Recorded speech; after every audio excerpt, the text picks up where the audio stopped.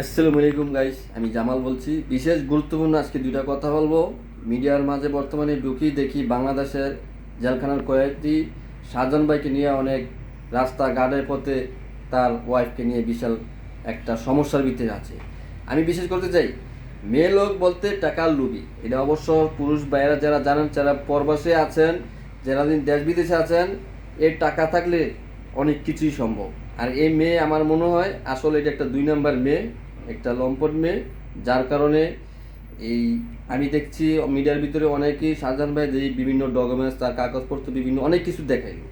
আর ওই মেয়ে এই ঢাকা শহর যাইতো একে একে 5টা বিয়ে হয়েছে। এই মেয়ে কতটুকু ভালো হইব এটা দেশবাসী অবশ্য জানে, যারা দিন ভালো মনের মানুষ, যারা জ্ঞানী মানুষ, যারা বুঝবে। কিন্তু মেয়ে লোকের কথা তো সুন্দর করে বললে অতি তাড়াতাড়ি মানুষের বিশ্বাস করে।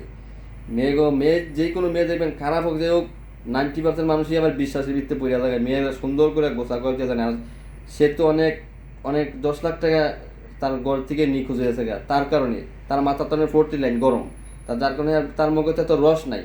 আর ওই মেয়ে তো টাকা পয়সা নিয়ে দল করে নিয়ে সুন্দর মুখের ভিতরে রস নিয়ে সুন্দর করে কথা বলে। কিছু ইউটিউবের লোক আছে, কিছু অন্য মানুষ আছে, বিশ্বাস করে সাপোর্ট থাকে। No, impossible. আমি আপনাদেরকে বলতে চাই, শত শত প্রবাসী এরকম হয়রানির শিকার হইতেছে, মিষ্টি কথা হইরা লাখ লাখ টাকা তাদের লাইফ নষ্ট হয়। আমি আবার বলতে চাই, এই মেয়ের পুরা তদন্ত করিয়া আইনের মাধ্যমে কঠিন বিচার হোক, ঠিক আছে? যেটা শক্তি থাকে, মিথ্যা হবে। আমি দেশবাসীকে জানতে চাই, বলতে চাই, আইনের মাধ্যমে সবাই ঐক্যভাবে হয়ে কঠিন বিচার চাই, ঠিক আছে? আর এই সমস্ত ঘটনা পরবর্তীর মাধ্যমে অনেক কিছু ঘটে থাকে, এগুলো যাতে আগামীতে না হয়। সুষ্ঠু সুষ্ঠু বিচার চাই, সুষ্ঠু সব কিছু চাই। আশা করি ব্যাপারটা সবাই বুঝছেন। সবাই ভালো থাকেন, সুস্থ থাকেন। অতি দ্রুতভাবে আপনাদের মতামত কমেন্টের মাধ্যমে জানাইবেন। খোদা হাফেজ। Bye bye. সবাই সবাই ভালো থাকেন, সুস্থ থাকেন। আমার কথা যদি ভুলবদ্ধ হয়ে থাকে অবশ্যই ক্ষমা দৃষ্টি দেখবেন।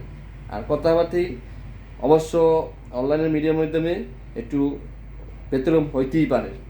আর অবশ্যই জিনিসটা আপনারা যাচাই বাছাই করে দেখেন। ওকে, খোদা হাফেজ।